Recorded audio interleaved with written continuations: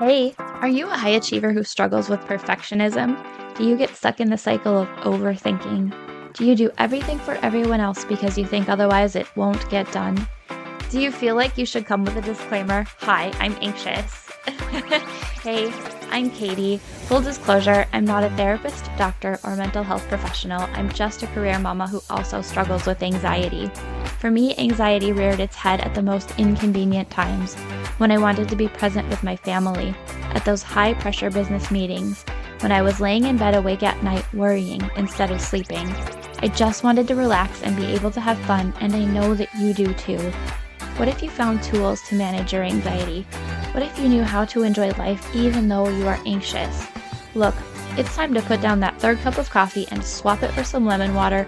We're going to get control over anxiety so it can stop controlling you. Let's go, girl. Sweet, anxious high achievers, welcome. I'm so glad that you're joining me today. It is, at the time of the recording of this podcast anyway, getting to be into the spring season, and it's so refreshing, especially being somebody who lives where winters can be kind of brutal, to come into this season. I can hear the birds singing in the mornings, the sun's coming up early and earlier in the day. I see the grass starting to grow and the trees starting to blossom. And can we just take a moment to appreciate something like that that's going on for you?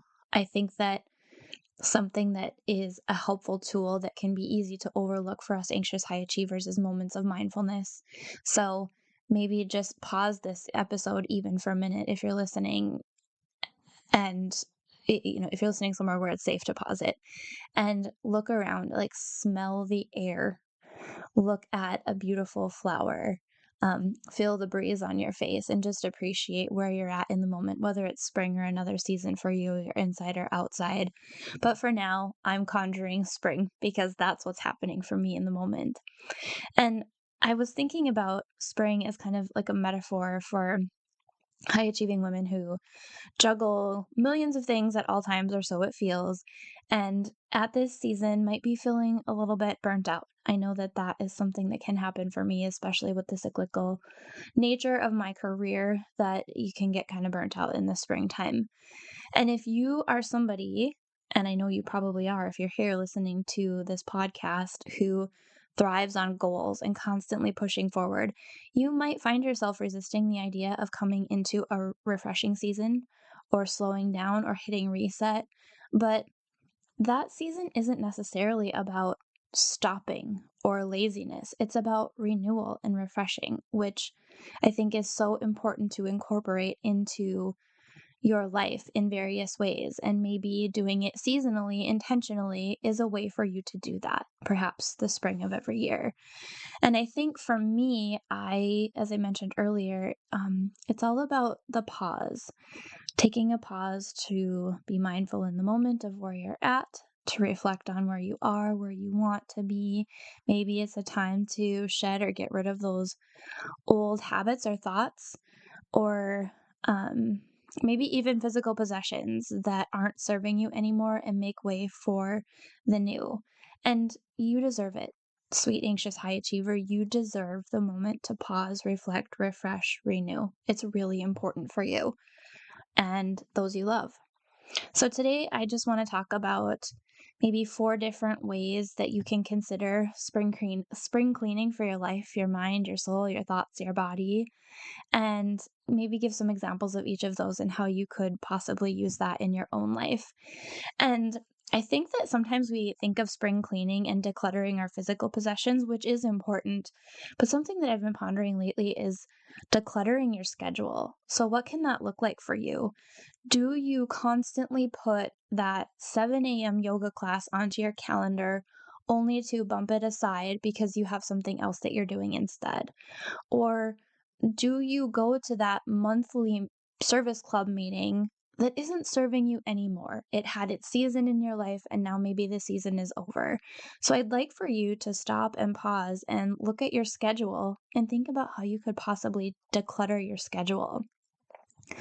And that might also include, by the way, putting less on it to begin with, which is probably a whole episode in and of itself. Sweet, anxious, high achiever. But think about how you could declutter your schedule. And next, I want to jump back to mindfulness. I mentioned that a couple of times earlier, but I think that mindfulness can be such an important practice for you to be able to still the anxiety, get into the moment, and find ways to enjoy your life. It's all about being present, it's all about being in the moment, and really can help calm and lessen that anxiety, especially long term if you practice mindfulness on a regular basis. So, think about ways that you can incorporate mindfulness into your schedule. Maybe if it's spring, it's a good time for you to start a quick 10-minute walk during your lunch break to get outside, get some fresh air, get some sunshine. Maybe catch up with a colleague. Do you have a colleague that you enjoy talking with but don't get time to during the day? And you guys agree to meet up for 10 minutes each day at the start of your lunch break to go for a quick walk and chat about maybe something other than work, something that might be pleasant or fun. Or maybe you could download a free mindfulness app and do a quick meditation near the end of your day as you do your wind down routine. Just sit in your chair, close your eyes for 3 minutes, do some deep breathing, get into the mindset, shifting from your busy work day to your transition home, where you're going to let the work go and you're going to go home and you're going to enjoy your life and your family. So think of ways that you could practice mindfulness in your day. Also, I want to mention connecting with nature. And I think that this can be dependent upon your personality, your upbringing, maybe even your physical location, climate, time of year. But I think that connecting with nature is really important. And it can be easy not to do. It can be easy to be stuck inside. So think of ways where you could incorporate nature into your practices. Maybe it's that 10-minute outside walk with a colleague I mentioned earlier. Maybe it's going outside and playing with your kids at night instead of playing inside or letting them watch TV. Maybe it's planting a small pot of flowers. You don't have to go hog wild with a garden unless that's your thing, but maybe you just grab a pot, throw some dirt in there, put down a couple of seeds, and cultivate a small wildflower cutting garden for yourself, for your back step, something that you might look at day in and day out as you walk into and out of the house and can enjoy for the season. So think of ways that you can reconnect with nature. And then finally, I think it's important to constantly be thinking about and considering how you're thinking. So think about how you're thinking about rest and renewal, for example. Do you see that as a sign of weakness? Do you see it as a breakdown? Or do you see it as a necessity, part of a cycle, the cycle of life, something that is required for you to go through on occasion to be your best? So I'd like for you to sit down and think about how are you thinking about seasons of refresh, renewal, rest, maybe even burnout, and what it means to you. And is your thinking serving you? And if not, I want you to find a way to reframe that. And I want you to keep in mind that not only is it okay for refresh, rest, renewal, but it's necessary for you. So, again, just to recap, the four ways that I had mentioned that you could consider maybe some spring cleaning for your mind, body, soul, thoughts include decluttering your schedule, practicing mindfulness, connecting or reconnecting with nature, and reframing your thinking or doing a little bit of thought control work. Now, I want you to remember that refreshing and renewing isn't necessarily linear. There's no one right or wrong way, but it's important that you take time to do it for yourself so you don't reach the point of burnout, so you can rest and improve. You know, you've heard about how your brain will repair itself at night while you sleep, and it's important for that as an actual biological function within your body so that it can function optimally. And I think it's the same for the rest of your body and your thoughts that run through your brain to do some refreshing and renewing. Now, that's all I have for you today, sweet friends. If you haven't yet joined my free Facebook group, go to the show notes, find the link, click it, and join us. It is an incredible group of high achieving, encouraging, thoughtful, wonderful, amazing women just like you. We'd love to have you there. We do things like talking about how we can overcome anxiety, improve our lives in general, have more fun, encourage one another. I'd love to see you in the group. Again, the link to join is in the show notes.